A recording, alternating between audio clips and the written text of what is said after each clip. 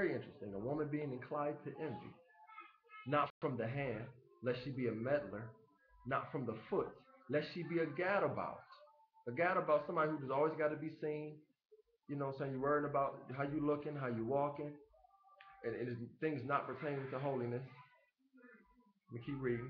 I will form her from a chaste portion of the body. That was the Lord's final conclusion. I will form her from a chaste portion of the body. So when he was his thoughts in creating woman, he was thinking chastity. Let me see. And to every limb and organ, as he formed it, the Lord said, "Be chaste, be chaste." So as he was forming Eve, as he formed her face, he was saying, "Be chaste." As he formed her breast, he was telling her breast, "Be chaste." As he formed her stomach, legs, thighs, buttocks, feet, it says, "And to every limb and organ, as he formed it, the Lord said, Be chaste, be chaste." Nevertheless, in spite of the great caution used, it said the Lord used great caution in creating woman. It said woman has all the faults the Lord tried to obviate. So scripture is blaming woman for everything that the Lord tried not to have upon her. It's saying that she has that. Let's keep reading. The daughters of Zion were haughty and walked with stretched forth necks and wanton eyes. We know that in Isaiah, was it chapter 3? Isaiah chapter 3. 3 and 16. Lord Quab said 3 and 16. So this is confirming that the legends of the Jews is on point. Let's keep going. Sarah was an eavesdropper in her own tent when the angel spoke with Abraham. That's when you go back and read, she bust out laughing. Miriam was a talebearer, accusing Moses. Rachel was envious of her sister Leah. Wow. They both were the wives of one man. Eve put out her hand to take the forbidden fruit, and Dinah was a gadabout. Again, just like from Adam, these scriptures here comparing the daughters of Israel, okay, with Eve, which shows that you're chosen, which shows that that women need to get back to being chaste in every limb of their body, every organ. If it's nothing but your mind and your heart, get back to chastity. Okay, let's keep reading. The physical formation of woman is far more complicated than that of a man. Y'all gonna like this part. As it must be for the function of childbearing, and likewise the intelligence of woman natures more quickly than the intelligence of man. I'm pretty sure y'all like that. Many of the physical differences between the two sexes must be attributed to the fact that man was formed from the ground and woman from bone. Women need perfumes, while men do not. Dust of the ground remains the same no matter how long it is kept. Flesh, however, requires salt to keep it in good condition. The voice of woman is shrill, not the voice of men. When soft viands are cooked, no sound is heard. But let a bone be put in a pot, and at once it crackles. A man is easily placated, not so a woman. That word placated, I already got it up on dictionary.com because it kind of got me. The actual definition is to quiet, calm, appease, or to pacify. So it's saying a man is easily pacified, not so a woman. A few drops of water suffice to soften a clod earth. You got a hard piece of earth, so it's saying just a few drops and it'll soften it.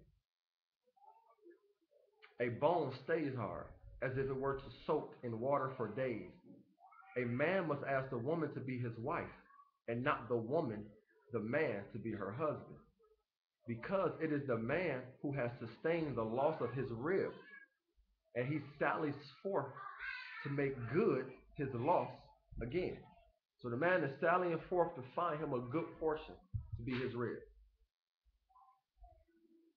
The very differences between the sexes in garb and social forms go back to the origin of man and woman for their reasons, that you could tell a man and woman apart. But now, these days, we got men of Israel walking around looking like women and vice versa. How corrupt and vile is that? It says, woman covers her hair in token of Eve's having brought sin into the world, she tries to hide her shame. That adds to whether you're just praying or prophesying now, doesn't it? I'm sure we're going to have to cover that later too. Let me see. And woman precede men in a funeral cortege. So if they both pass together, the woman will be going forth first, and the man will follow. Because it was woman who brought death into the world. So they're saying the woman goes on to her death first. And the religious commands addressed to woman alone are connected with the history of Eve.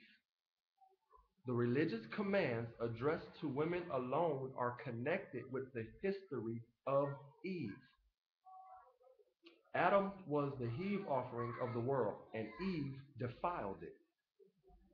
As expiation, all women are commanded to separate a heave offering from the dough, and because women extinguish the light of man's soul, she is bidden to kindle the Sabbath light. Okay. Let me see. What's this last one? Oh yeah, this is good. This is good. Let me read this last one.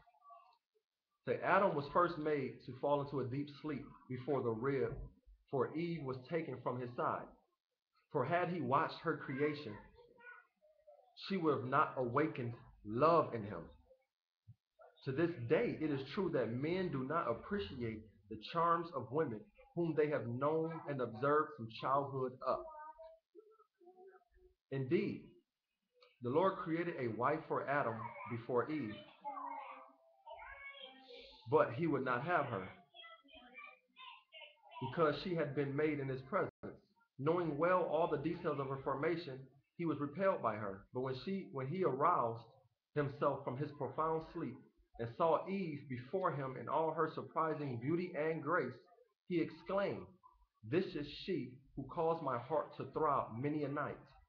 Yet he discerned at once what the nature of woman was. She would, he knew, seek to carry her point with man, either by entreaties and tears, "Oh please, baby, oh please," or crying for it, or flattery and caresses. He said, therefore, "This is my never silent bell." But that's true even today. Women seek to carry her point with man either by entreaties and tears, or flattery and caresses. Now, from a man's perspective, I'm going to see if he agrees. The latter part is the better. Flattery and caresses. Absolutely. Preach, brother. All right, now let's get back to now that we got that covered, we got that foundation, man, woman, Adam, Eve. I want to jump to 1 Corinthians chapter 7 real quick. And I got a few more precepts and we'll be done.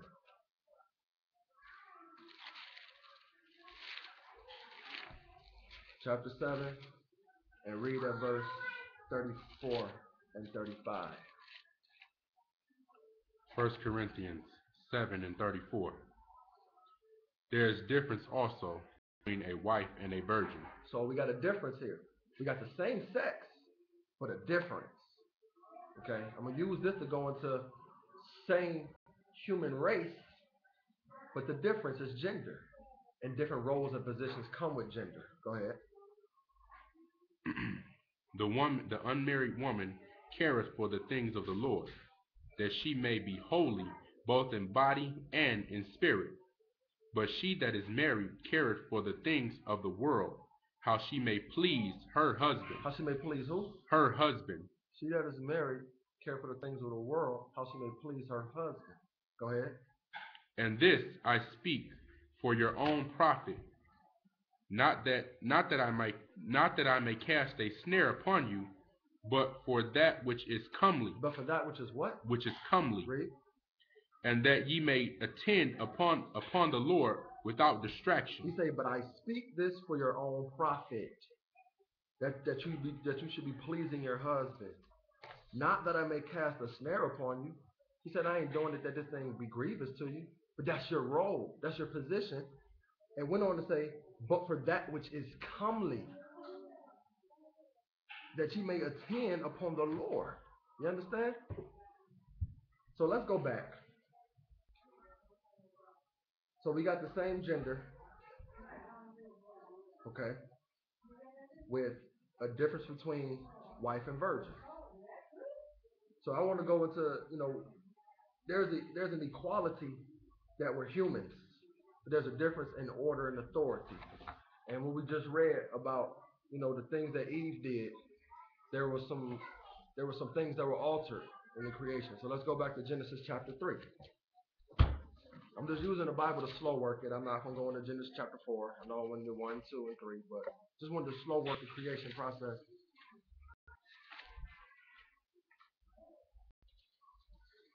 Read Genesis chapter 3, verse 16. This is after they took of the fruit. Okay, go ahead. Genesis 3 and 16. Unto the woman he said, I will greatly multiply thy sorrow and thy conception. In sorrow thou shalt bring forth children, and thy desire shall be to thy husband. Your desire shall be where? And your desire shall be to thy husband. That's your desire. Okay, that should be your daily waking desire. Go ahead. And he shall rule over thee. And he shall do what? And he shall rule over thee. The man has the authority in the house. Not nothing your pastor said, not nothing somebody else said. The man of the house has the authority every waking day, every passing moment. Okay? Not to cast a snare upon you, but for that which is comely. You understand? Let's go to Ephesians chapter 5.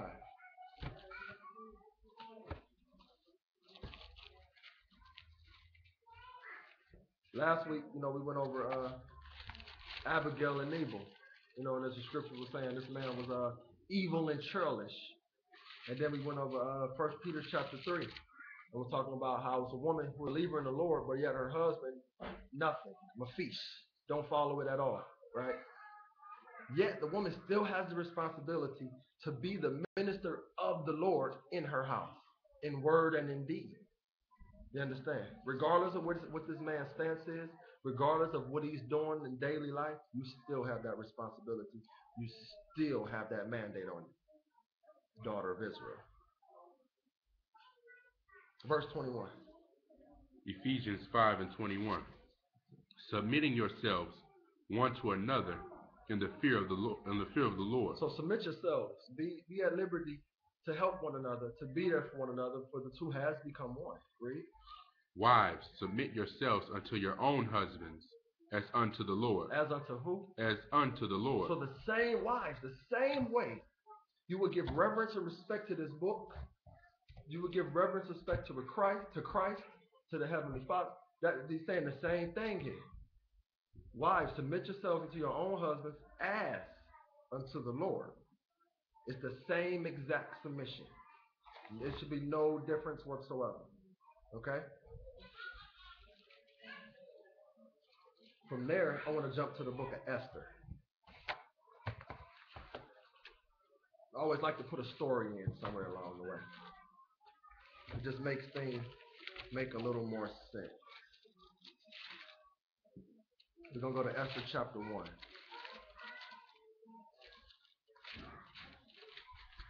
Esther chapter 1. And let's, for the sake of time, let me see if I can speed this up. Yeah, start at verse 3. I'm going to just say different verses as we're going. The book of Esther, chapter 1, verse 3. In the 3rd year of his reign, he made a feast unto all his princes and his servants, the power of Persia and Media, the nobles and princes of the provinces being before him. No, when they say he is talking about King Xerxes. Go ahead. When he showed the riches of his glorious kingdom and the honor of his excellent majesty many days, even 180 days. So 180 days this man was celebrating the magnificence of his kingdom. Okay. And when these days were expired, the king made a feast unto all the people that were present in Shushan, the palace, both unto great and small, 7 days, in the court of the garden of the king's palace. Right, go ahead. Where were white, green, and blue hangings fastened with cord of fine linen and purple to silver rings and pillars of marble.